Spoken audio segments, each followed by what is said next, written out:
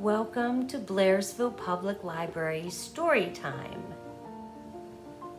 In the month of September, there's a special holiday that I think is important for us to celebrate.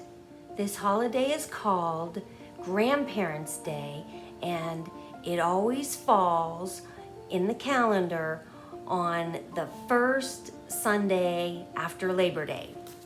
So here is my day planner. Okay, Monday, that is Labor Day. Okay, this is gonna look backwards, but believe me. Okay, so this is Labor Day. So this is the first Sunday after Labor Day, and that happens to be September 12th. This will be September 1st. So the reason why I wanted to do Grandparents' Day this week is so that you knew the Grandparents' Day is coming up and you'll have enough time, like a whole week and a couple extra days, to make some homemade cards, come up with a neat way to celebrate your grandparents, okay? This is a story that is really cute. It talks about Grandpa's teeth. That sounds kind of weird. And why would his teeth be in a cup beside his bed? Well, it's because sometimes when we get older, our teeth aren't as healthy as what they used to be through our middle age. So sometimes grandparents get their teeth removed, and then they have what is called false teeth. So at night, they take their teeth out, and then in the morning, they put their teeth back in. So there's a mystery going to happen in this story, and it's kind of a lot of fun. So you have to pay attention and find out what happens to Grandpa's teeth.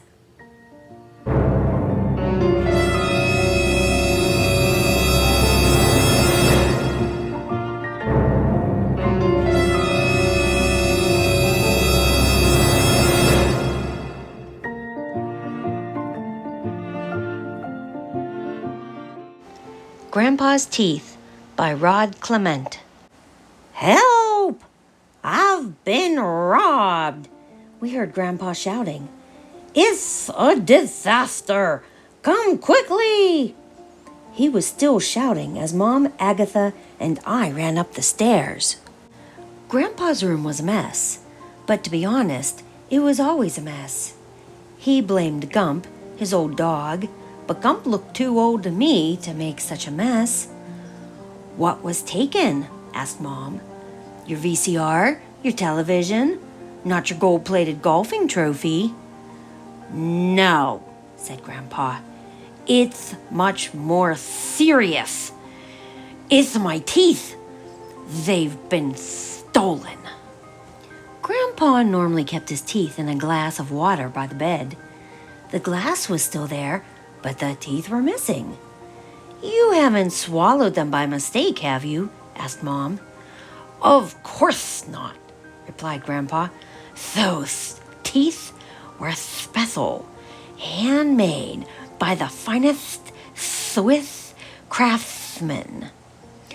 Agatha looked at Mom and whispered, Why is Grandpa talking funny?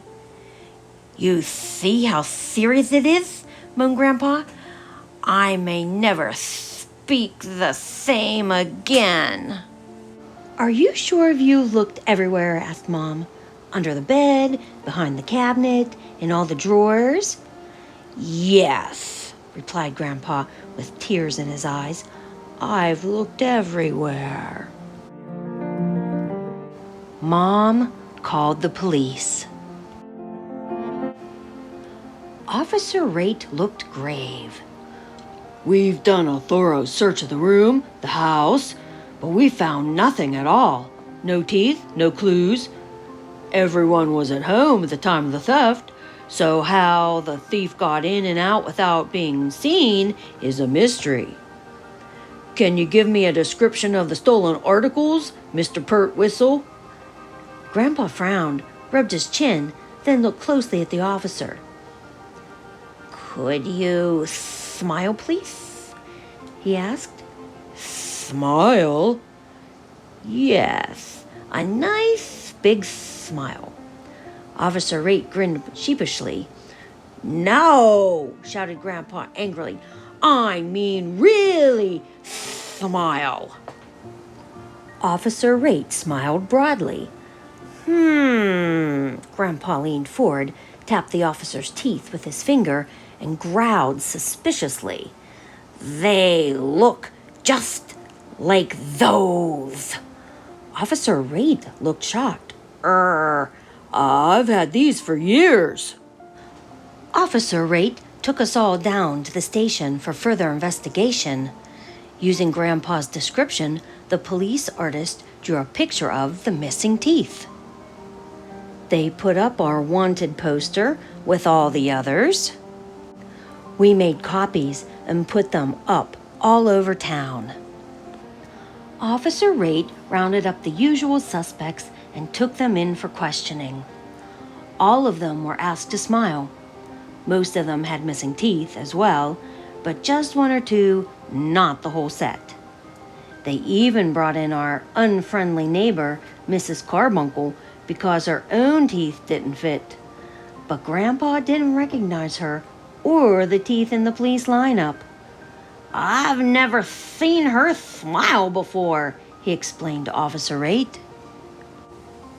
After several days, Officer Rate had to admit that no teeth had been found, no thief had been caught, and no new clues had been uncovered. Grandpa suspected everyone, especially anyone who didn't smile. Soon the whole town was smiling at him, although he never smiled back. He had nothing to smile with. Mom even got a call from one of those TV shows, Unsolved Crimes. They came to the house in a helicopter. We had to reenact the whole thing. When Grandpa was interviewed, he asked the reporter, Pearl White, if he could borrow some of her teeth. After all, he mumbled, you have more than enough. Everyone watched Unsolved Crimes, but no one called Officer Rate, and the crime remained unsolved. Some spare teeth were left in the mailbox, but none of them fit properly. People began locking their doors at night, imagining a teeth thief loose on the streets. No one knew who would be next, so fear gripped the town. The thief had to be caught, and soon. It seemed that the only way to prove beyond a reasonable doubt that the teeth in your mouth were your own was to smile broadly at every person you met. Anyone who didn't smile was immediately dragged off to the police station for more questions and a chat with Officer Rate. So everyone began smiling at everyone else, all the time, everywhere, even at funerals. Because of Grandpa's teeth, the whole town was beginning to suffer. Tourists, seeing the endless sea of smiling faces, were too scared to get out of their own cars. And after a while, they stopped coming altogether. Dad's Cafe, like the rest of the town, was losing business. The mayor called an emergency meeting. That night, for the first time that anyone could remember, the town hall was full. Speaker after speaker stood up to complain about the loss of customers and the constant strain of smiling all day, every day. Pastor Butter summed up the situation. While I've always considered this a happy town, there are limits. No one wants to smile without a reason, and there aren't many reasons to smile in this town at the moment. It's time, I believe, to put it to a stop. The crowd cheered. Mr. Pert Whistle had one of the finest sets of teeth in the country, and he alone cannot afford to replace them. In fact, I alone could not afford to replace them either. But if every one of us put $1 in the collection plate tonight, we would have enough money to buy 2 new sets of teeth. Most people put in $1. Others put in 2.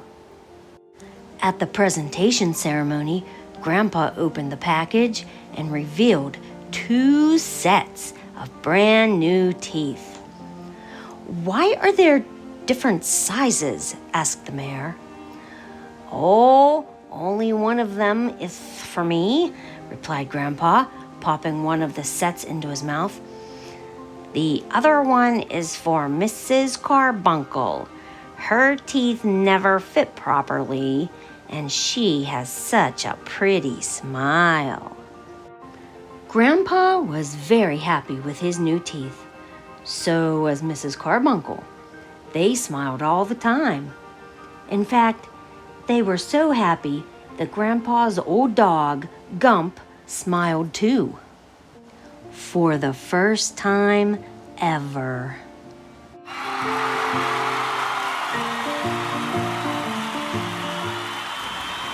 As always, this book and the children's programming are funded through the William and Mary Benz Foundation.